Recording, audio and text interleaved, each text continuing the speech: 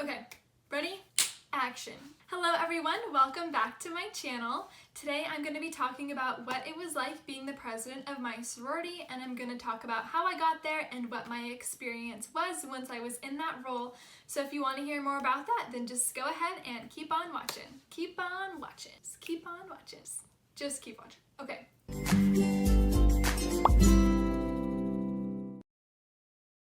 So first I'm going to kind of explain the structure of my sorority and how it's laid out, because I know every sorority is a little bit different.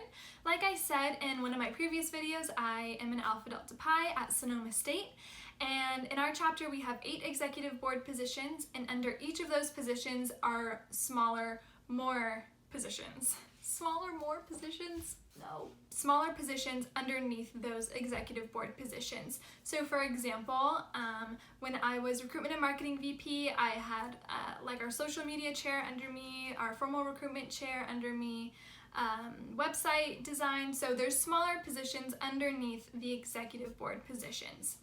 And the president is in charge of overseeing all of the executive board positions. So that is sort of the structure of how leadership is run in our chapter. So I kind of want to talk about how I got to being president. My freshman year, when I first joined, I knew I wanted to do leadership, but I was sort of on the fence about whether or not I wanted to run for a position right away. I was kind of like, I want to see, just what the chapter's like without having a leadership position, but in my head, I knew in the future that I did want to run for a leadership position. And at the time, I was also obsessed with the president. I remember walking into my first chapter meeting and she was just sitting there so perfectly, and she was so eloquently spoken. I wanted to be just like her. I'm nothing like her, but I wanted to be just like her. So anyways, my freshman year, my big really pushed me to run. She was like, I ran for a position when I was a freshman and it was such a good decision. And so she was like, you should just run for some positions and you never know what might happen. So I was like, okay, I'll run for some smaller positions because I didn't want a whole lot. I just wanted to sort of dip my toe in, you may say, to leadership in the sorority and kind of see where it would take me. So I filled out my application, and then we had interviews. So after you fill out your application, you go in and there's some senior girls who are sitting there and they ask you a couple questions about your application, like, what are your goals? How are you going to implement this? Those kinds of questions. So I had it, thought it went pretty well, and then a few days later, I got a call from them. They were called the nominating committee. I got a call and they were like, we would like to nominate you for these 2 e-board positions. And I was like, okay, sure. And so then I was nominated for those, and I ended up being chosen for the Panhellenic delegate position, which is essentially I was the representative of our chapter to all the other chapters at our Panhellenic meetings and Panhellenic events and things like that. So that was my job, and then I was also on the executive board. And it was really threw me in there right away, but I loved it. Like as soon as I started that, I was like, I need to do leadership every single year.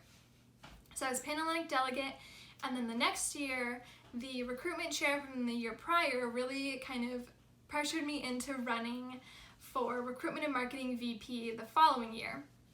So I was Panhellenic, and then I was recruitment and marketing VP.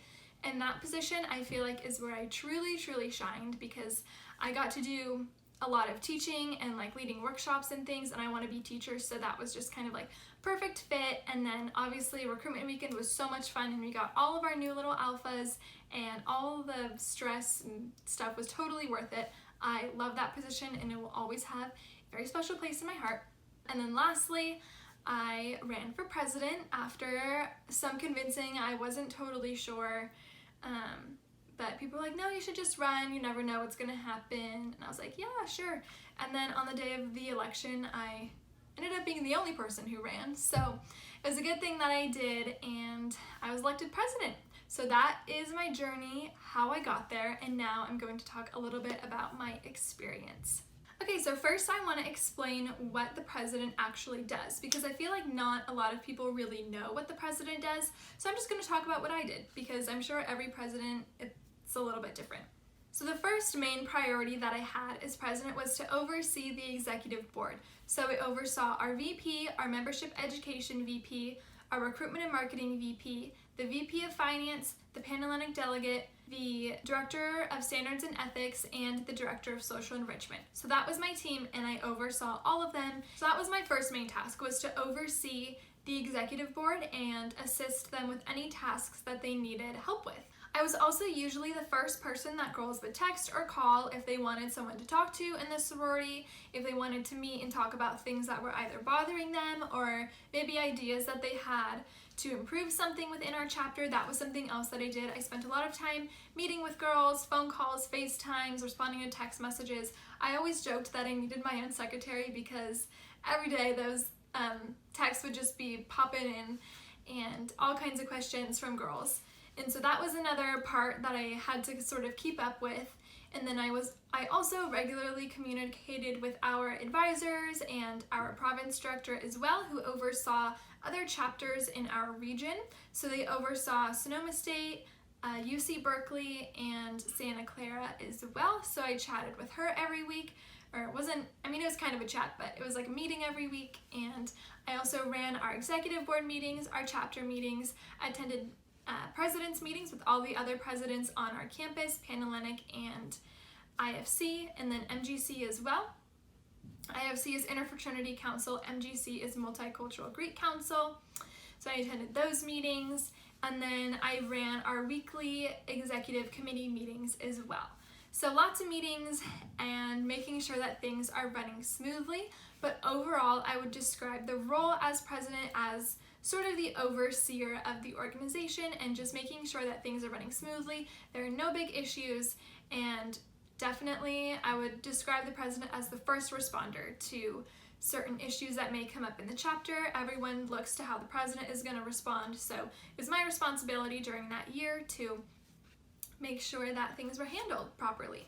One of my favorite parts of being president was watching my executive board just really succeed. I loved watching them, whether it was them put on a formal or whether it was them planning a workshop or anything of that nature. I loved seeing their visions and watching them be successful. That was one of my favorite parts. Another one of my favorite parts was just watching the girls in our sorority form connections with each other and bond with one another and just see them really enjoy the sorority. You know, when you're that invested in an organization, whether you're the president or another leadership position, that organization really becomes like your baby, and you love to see other people who are also enjoying it, and you're like, okay, what I'm doing here is worthwhile. Other people are having a great experience. So that was one of my favorite parts, was just watching people really enjoy their time, and like I said, forming those connections and creating those friendships was definitely one of my favorite parts.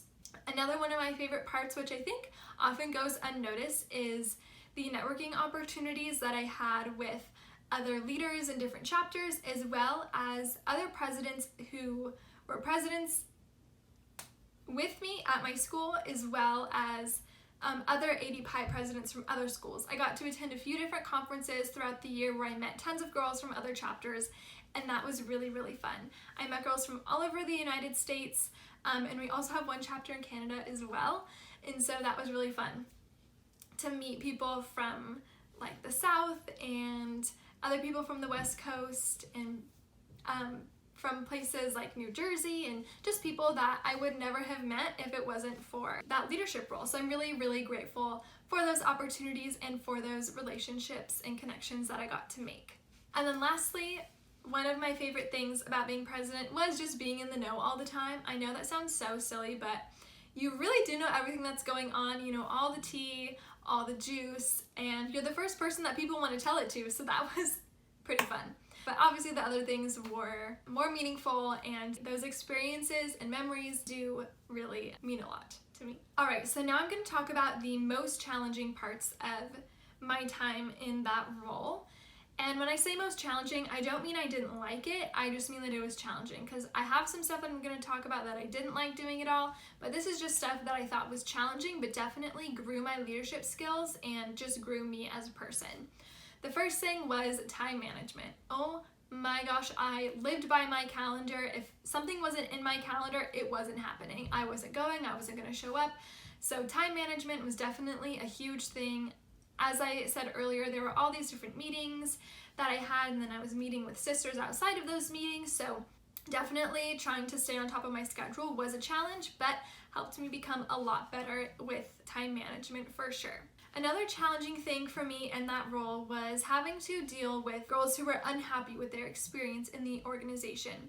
Obviously, I primarily had positive experiences, but it was really challenging for me to help someone who was really, really unhappy with their experience in the organization. And it was challenging because, frankly, I didn't really know what it was like to be unhappy in it, and so I didn't always know the best ways to help them. I definitely think I got a lot better at it throughout my term, but in the beginning that was something that was challenging, was to sort of help them through their struggles and help them come to terms and realize, you know, these are the rules for a reason, you know, this is happening because XYZ. You're not going to get a lot out of it if you're not putting a lot into it. Those kinds of things I really learned how to express those to girls so that they kind of learned on their own how they could improve their experience. One other challenging thing was having to do all of our standards meetings.